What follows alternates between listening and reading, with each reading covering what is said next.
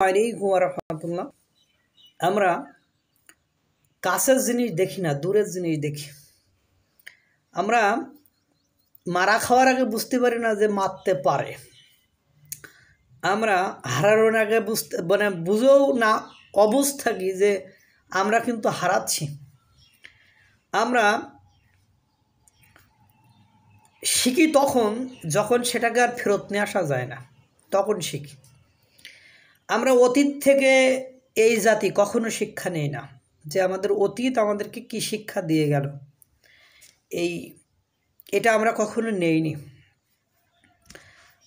আমরা স্বাধীনতা লাভ করেছি, ঠিক আছে, স্বাধীনতার স্থপতিকে হারিয়েছি।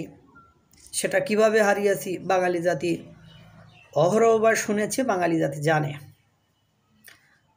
এখন কথা হলো, আমরা শেখ হাসিনার হিংসাত্মক ধ্বংসাত্মক কর্মকাণ্ডকে দেখি, কিন্তু তার এই হিংসাত্মক ধ্বংসাত্মক কর্মকাণ্ডের ব্যাকগ্রাউন্ডটা দেখি না। কারণ আমার বাপ হারিয়ে গেলে আমরা বুঝি যে বাপ হারানোর যন্ত্রণা কি, কিন্তু কখনো এটা চিন্তা করি না আর একজনের বাপ হারালে তার যন্ত্রণাটা কি হতে পারে। আমরা জেতার জন্য সকল অন্যায় প্রক্রিয়া গ্রহণ করি, আবার মুখে সবাই ন্যায় নীতির কথা বলি। অনেকে শেখ হাসিনা চলে গিয়েছে, তাকে ফ্যাসিবাদ, তাকে স্বৈরাচার, তাকে গুমকারী, জুলুমকারী, নির্যাতনকারী, এইসব বিশেষণে আমরা বিশেষায়িত করি। ঠিক আছে, আমরা এই বিষয়গুলো আমরা বলি, প্রতিনিয়ত শুনি। আমরা শেখ হাসিনার ছবিটাকে ডাস্টবিনে অঙ্কন করি, প্রতিকৃতি আগাই। আমরা আমাদের জাতির স্থপতি বঙ্গবন্ধু শেখ মুজিবুর রহমানের গ্রাফিতে জুতা নিক্ষেপ করি। কিন্তু দুর্ভাগ্য হলো সত্য যে যেসব কর্মকাণ্ডের জন্য আমরা এই কাজগুলো করি, ঠিক এই একই কর্মকাণ্ড আরও বহু লোক স্বাধীনতা যুদ্ধের পর থেকে আজ পর্যন্ত করেছে। কিন্তু দুর্ভাগ্য হলেও সত্য যে আমার ওই কাছের ওই ত্রুটিগুলো আমাদের কাছে কখনো ত্রুটি মনে হয় না। আমরা সবাইকে ছাড় দেই আর তাকে ধরি যে আমাদের নাগালের বাইরে। আমরা শেখ হাসিনার প্রতিকৃত আঁকা ওই ডাস্টবিনে শিক্ষিত হয়ে ওখানে কি করতে যাই, ময়লা ফেলতে চাই। আমরা সলিমুল্লাহ খান, শিক্ষাবিদ, অধ্যাপক, লেখক, জাতীয় পুরস্কার প্রাপ্ত, বাংলা একাডেমি পুরস্কার প্রাপ্ত, তাকে দাঁড় করিয়ে রেখে এসএসসি পাস ব্যক্তিকে সামনে বসাই এবং তাদের এই বোধ, এই জ্ঞান নেই, তাদের অধীনে আমরা চলতে স্বাচ্ছন্দ্য বোধ করি। আমরা যাদের আমাদের আইডিওলজি মানছি, তাদের সাদাবাজিটা আমরা মেনে নিই। আমাদের এক বড় ভাই 1.5 কোটি টাকার গাড়ি দিলে সেটাকে খুশি হয়ে দেওয়া মনে করি, কিন্তু আমাদের বিরোধী শক্তিরা সেটা দিলে সেটাকে দুর্নীতি মনে করি। আমাদের বিরোধী দলরা যদি আমাদের থানা থেকে কাউকে ছাড়িয়ে নিয়ে আসে, তাহলে আমরা বলি যে ও দুর্নীতিগ্রস্ত, ও হামলাকারী, ও নির্যাতনকারী, আইন অমান্যকারী। কিন্তু যখন আমরা ছাত্ররা যে ওদেরকে ছাড়িয়ে নিয়ে আসি, তখন আমাদের ওইটা বৈধ মনে হয় এবং ওইটা সঠিক মনে হয়, এবং এর জন্য যে পুলিশ এই সাহস করে এই ছাত্রদেরকে আটকাইছে তার অব্যাহতি দেওয়া হয়। আমরা সারাদিন যে আমলাদের কর্মকাণ্ডের ফসল ভোগ করি, সেই আমলাদেরকে হুমকির উপর রাখি, তাকে থ্রেট করি। আমরা বিগত সরকারের খাদ্যমন্ত্রী রাজ্জাক সাহেব, উনি রাতেগুলো যে চেয়ারে বসে কেন ভ্রমণ করেছেন, আমরা এটা নিয়ে সমালোচনা করি। কিন্তু বর্তমান সময়ের উপদেষ্টা তিনি খাল খনন করবেন, তাই একটু ওই উদ্বোধন করার জন্য একটু উঠে দাঁড়াবেন, তার জন্য 9.5 লাখ টাকার লাল গালিচা ব্যবহার করি। আমরা মানে দুর্নীতি করি না। আমরা আমাদের জন্য যে বরাদ্দ গাড়ি, সেই গাড়িগুলো আমরা ব্যবহার করি। পাশাপাশি আমাদের মানে পিআরও, আমার ফ্যামিলি, এরাও আমার মতো সুযোগ সুবিধা, আইন কানুন লঙ্ঘন করে, দুর্নীতি করে, অনিয়ম করে ব্যবহার করে। 9 লাখের জায়গায় 16.5 লাখ টাকা খরচ করি। আমরা 200 টাকার কম্বল দেওয়ার জন্য হেলিপ্যাড বানাই। আমরা 200 টাকার কম্বল দেওয়ার জন্য 32,500 টাকা খরচ করি। আমরা ওই হেলিকপ্টার চড়ার জন্য 46 লক্ষ টাকা খরচ করি। আমরা কিন্তু দুর্নীতিবাজ নয়। আমরা কিছুদিন আগে যারা রিক্সা ভাড়া দিতে পারতাম না বলে কান্নাকাটি করতাম, সে ভিডিওসগুলো আছে। আমরা সেই ব্যক্তিগুলো এখন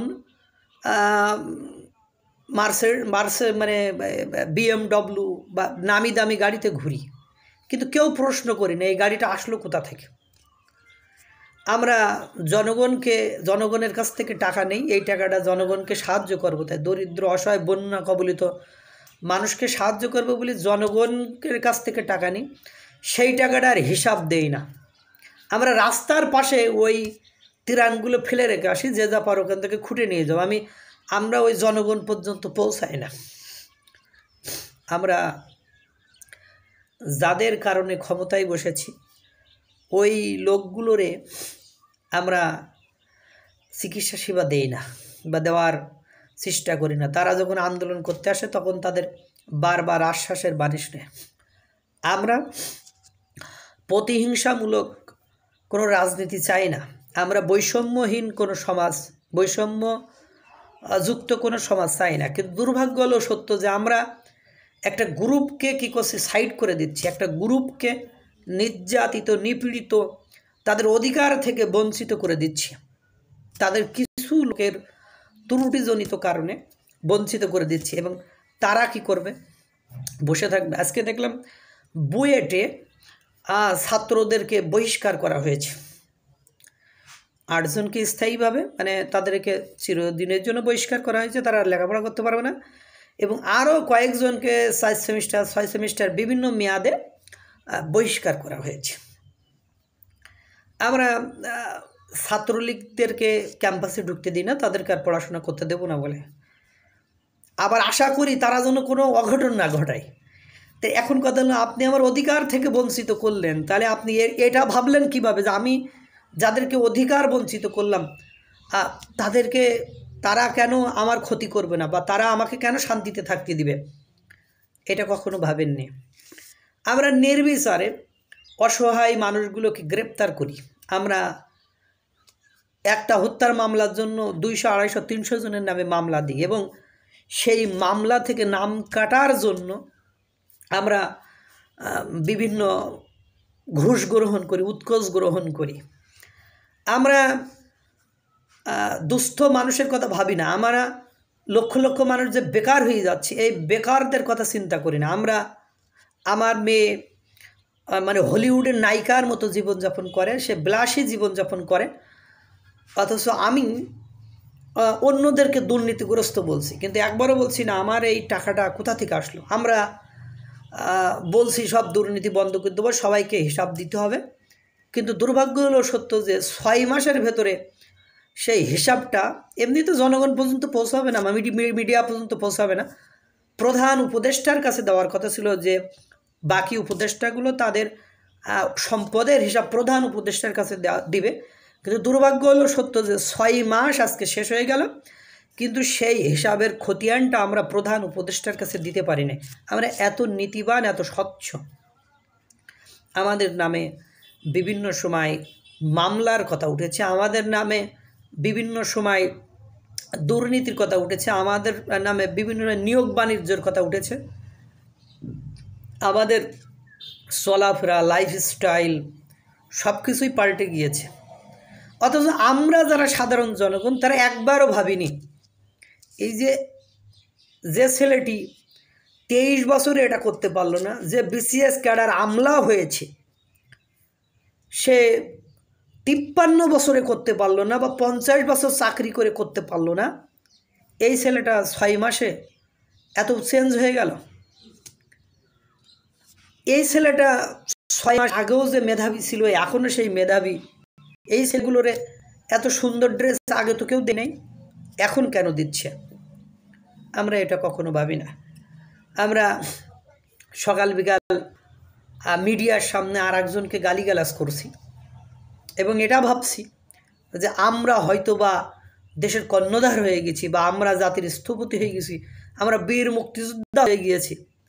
কিন্তু এটা কখনো ভাবি না যাদেরকে নেগলেক্ট অবজ্ঞা অবহেলা করছি, আগের যে মুক্তিযোদ্ধা, আগের যে স্থপতি, আগের যে ফ্রিডম ফাইটার, আগের যারা সুপার হিরো বঙ্গবন্ধু, শেখ মুজিবুর, মোস্তাক, সৈয়দ নজরুল, এরা যারা মানে সুপার হিরো, তাদেরকে পদে পদে আমরা অপমান অপদস্থ করেছি। কিন্তু ভাবছি না, একবারও কিন্তু ভাবছি না যে ওই দিনটা আমাদেরও তো আসতে পারে।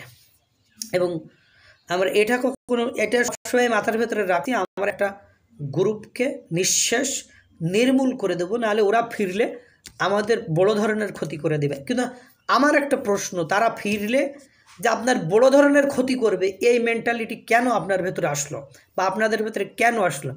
এটা আপনাদের এক ধরনের গেম খেলা। আসলে এই ধরনের কোনো ঘটনা ঘটবে বলে আমার মনে হয় না। দুর্ভাগ্য হলেও সত্য যে আমরা লক্ষ লক্ষ মানুষ বেকার, তাদের কর্মসংস্থানের কথা ভাবছি না। আমরা তেলের দাম বাড়িয়ে দিচ্ছি, আমরা গ্যাসের দাম বাড়িয়ে দিচ্ছি, আমরা বিদ্যুৎ বিল বাড়িয়ে দিচ্ছি, আমরা ভ্যাট বাড়াচ্ছি, আমরা সব কিছুতে আমাদের ভর্তুকি দিচ্ছি না, কমিয়ে দিচ্ছি।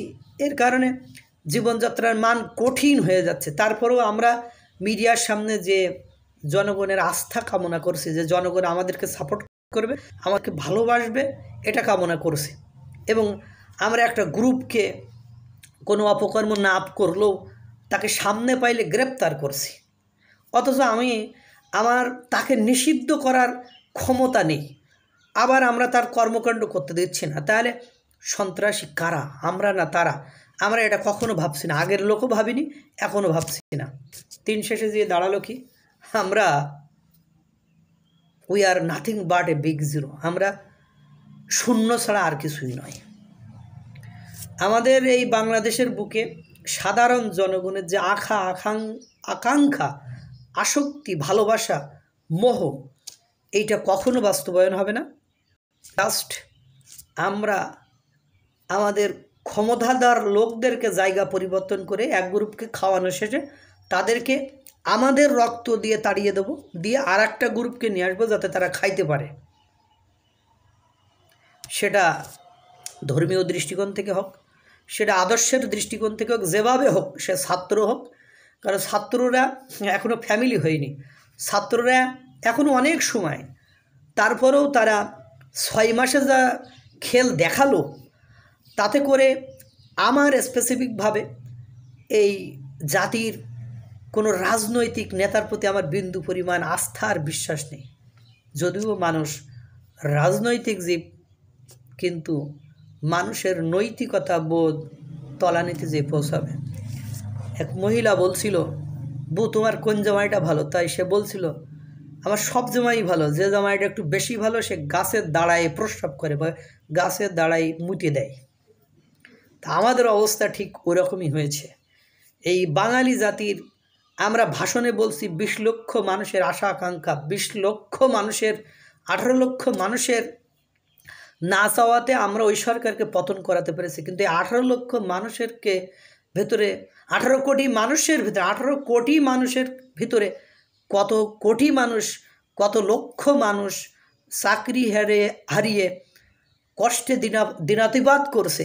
এটা কিন্তু আমরা যারা ক্ষমতায় আছি, যারা ক্ষমতার লেসপেঞ্জার, যারা ক্ষমতার কাছাকাছি আছি, যারা মানে এখন সুপার হিরোর দায়িত্ব পালন করছি, তারা একদিনের জন্য এই কথাটা বলি নাই।